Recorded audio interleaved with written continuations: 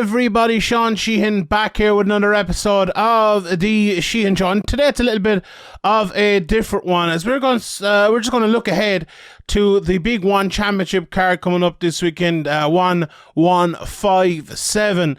And I'm kind of just going to give you a quick 10-15 minute episode here, just kind of giving you the lineup of this card, because there's lots of different things on this one. There's lots of kickboxing, there's a bit of MMA, and obviously some grappling as well. And I've reached out to some of my friends who maybe know more about that stuff than I do for a little bit of help with this one. Obviously me covering mostly MMA these days, but do you know what? Watching the one cards during the last few months, and especially the Demetrius Johnson card, and we saw Stamp Fairtex and Andrea Lee and others as well. I kind of enjoyed some. I'm not the biggest kickboxing fan in the world, but I enjoyed seeing a couple of kickboxing fights. Then you come into doing a bit of MMA, and then you see a bit of grappling earlier on in the night or whatever.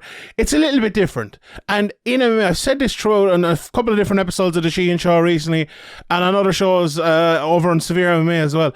I'm a big fan of people making things like a little bit different and doing it different. Now, one I see do it differently a lot, but we have so much UFC, we've so much Bellator these days.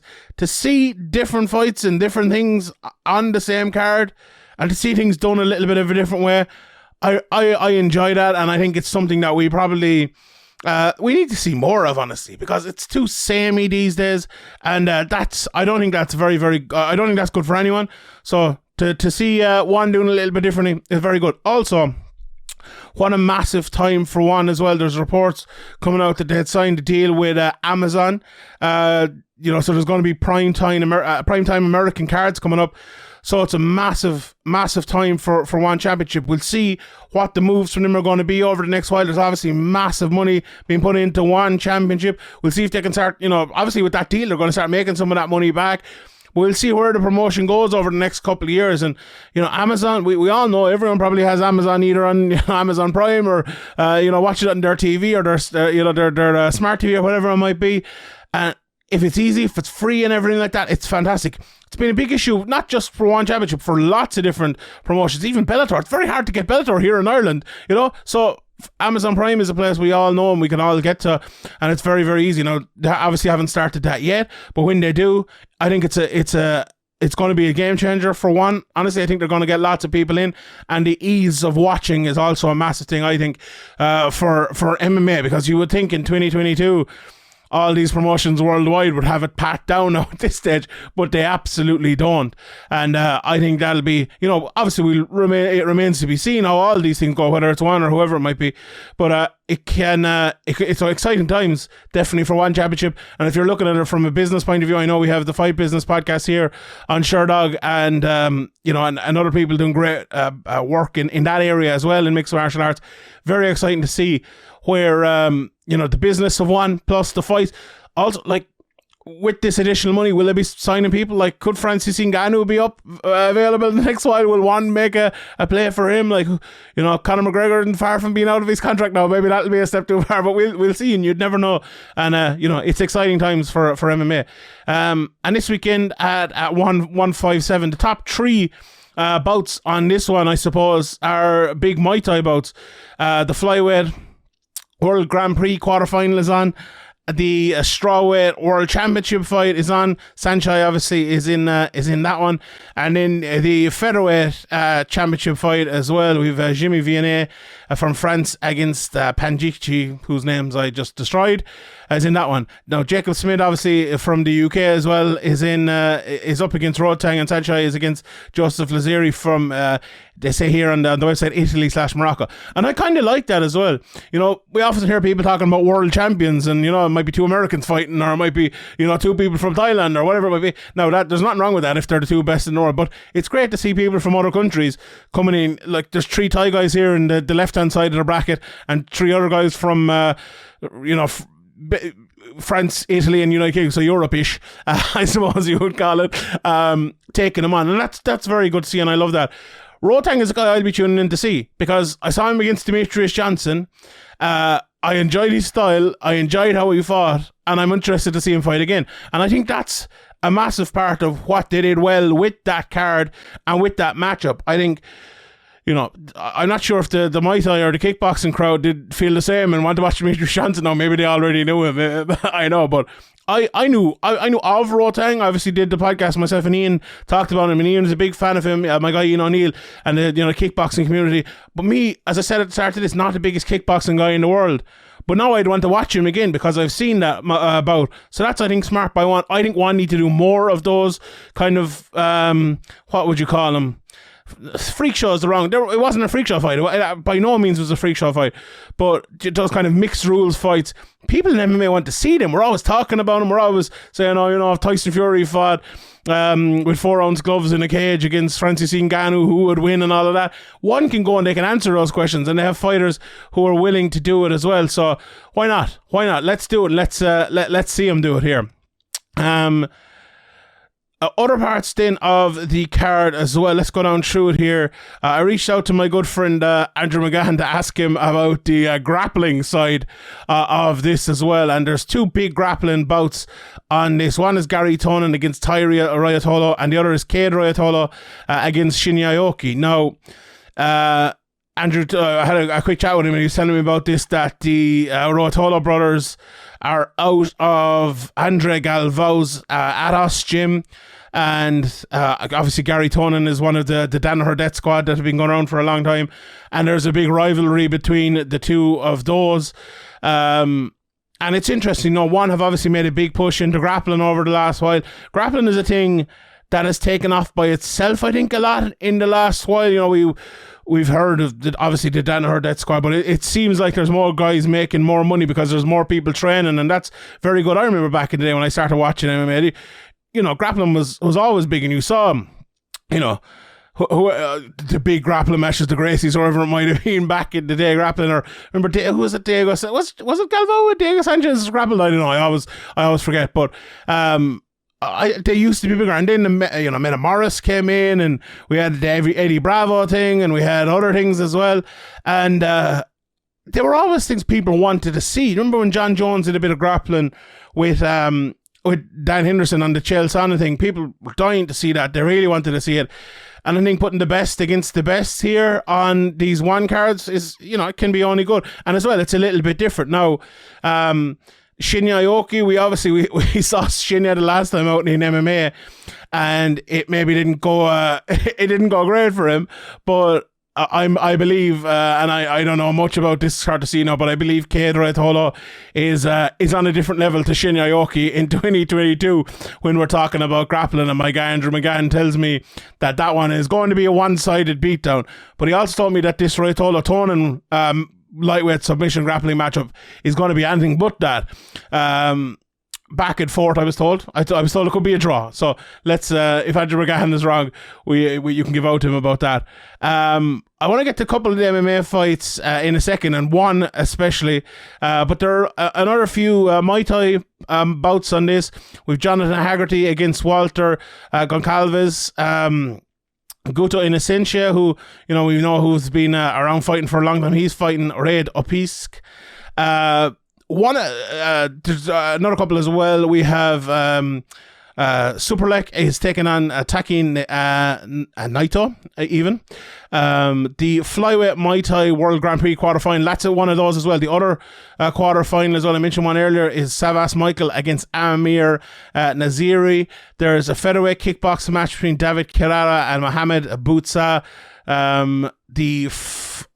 Another alternate bout then is Panpayak against Jose Cruz in that one, and also Denis Puric coming out of Bosnia-Herzegovina by way of Canada has taken on the Kyrgyzstani Kabutov in that one there.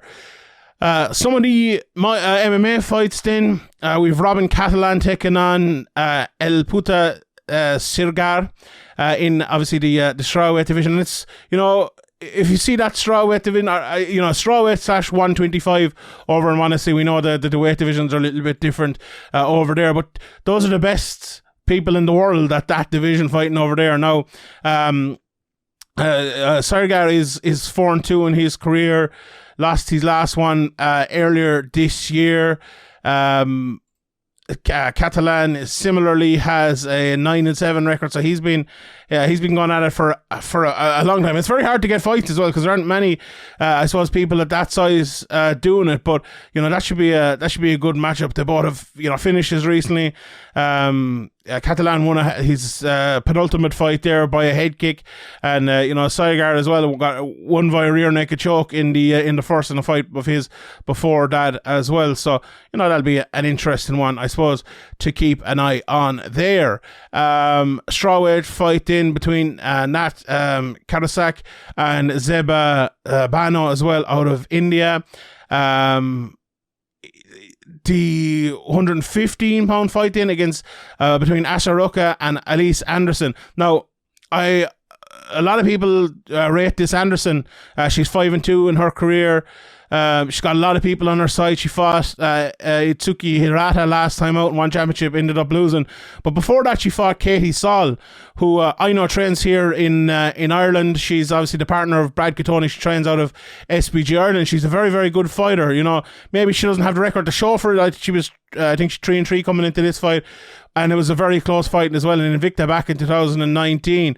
But she won that fight, and it was a very good win. And if you win that sort of fight, I think it says a lot, and we'll be looking forward to seeing her coming back here. She obviously, she's good on the ground. She's triangle choke win over Stephanie Alba, and she's had 3 fights in Invicta now. She's gone 2-1 there, so one championship. Obviously delighted to have her, and let's see where she goes, I suppose, with them, and let's see if they can push her, because they've done a great job pushing some women's MMA over the last while, like that Andrea Lee fights, Sam Fairdex. I'm a big fan of hers after coming out of that as well, and maybe Alyse Anderson is the next one to come out there as well. I think Wonder Girl was supposed to be on this card as well. I don't know if that fight is still happening or not, but she's obviously very good MMA or kickboxing practitioner, and she will be coming over into MMA now, I believe, as well. So aside from that, let's move up the card and talk about a couple of the other MMA fights on it. And I think we only have 1 or 2 left. So the one we do have left, and I'll run you through. I've run through most of the card now, but I'll finish off with this, and it's the Marcus Almeida Hugo Cunha fight. And I went back and obviously watched both, and we know Marcus Almeida Buchecha. I know him best from being Luke Thomas's favourite fighter, to be honest, or favourite grappler anyway. And this guy is an absolute animal altogether. He's grappling. I think Luke described him as the best heavyweight, or one of the best heavyweight grapplers of all time anyway. And I don't know about that, but I went and I watched his 2 MMA fights, and I watched some of Hugo Cunha as well. No, let's go to Cunha first, because I suppose Buchecha is the guy, and the one I suppose everyone will want to hear about. But Cunha, I suppose not the best thing in the world for him, but he's a good wrestler. He probably doesn't want to be wrestling Marcus Almeida, but he can wrestle. He's a good single leg. He's big and he's strong, and he's heavy when he gets to fight to the ground as well, and against the cage. And he looks to have good jiu-jitsu, and he'll certainly need it here, I'm afraid, in this one. But from the outside, I wouldn't say he's the best striker in the world. I wouldn't say he's the worst striker in the world either. He's a nice teep to the body. He tries to use his size pretty well, and he does kick well from what I've seen of him. Now, I haven't seen a whole bunch of him. What I have been able to see, I went and I watched. But that's dangerous. If you're going kicking, and if you are a kicker, to go in there and fight a jiu-jitsu artist like Buchecha, it's probably not going to be a wise move for you there. And Buchecha, then, having watched him, I was very impressed by his wrestling. I see a lot of jiu-jitsu guys, and I always say jiu-jitsu doesn't work in MMA at the very top level. But if you can add a very good setup game to it, and if you have very good takedowns, and especially the heavyweight division, it can work for you. If you can get the fight to the ground and you are as good as Buchecha is there, it will work for you. So I've been impressed by him. I've been impressed by how good he is to set it up. But I've also been impressed by him on the ground, and not the grappling aspect of it, the ground and pound aspect of it. Throwing those, knees to the head of the ground of opponents over in one as well, which, some people love and some people hate. I'm not the biggest advocate for him, but then I see him, I'm like, yes, I am a big advocate for him. But he lands him very well, those knees to the body as well. I know another thing Luke absolutely loves. But yeah, I've been very impressed with his ground and pound. We haven't seen much jiu-jitsu out of him because the 2 fights he won by submission, the submissions are basically on straight away, and that was that. He won by a north-south choke and then kind of a rear naked choke / neck crank kind of job in his in both of his fights. So look, you would probably fancy Buchecha to take this fight to the ground and submit Hugo Cunha pretty early, I would say. But it's a test for him. I think Cunha is 7-1 now in his, or 6-1, sorry, in his career, I believe. So that's that's a good test for someone with only 2 wins so far in their career, and a guy who is primarily a jiu-jitsu artist. So very interesting bout, and I think that's topping the MMA section of the card anyway. So I'm sure everyone will be looking forward to that. So yeah, those are the fights anyway coming up this weekend on One Championship. If you're tuning in, let me know what you think of the card. If you like the grappling mixed with the Muay Thai, mixed with the kickboxing, mixed with the MMA, I'd be interested to know if you enjoy that as much as maybe I enjoy it as well. It's early morning here as well, I think, in Ireland, so it's handy out. It's great if I can get any early morning MMA, I'll take it. So alright, I will leave it there. Thank you everybody for joining me. My name is Sheehan for Sherdog.com. I'll see you all next time.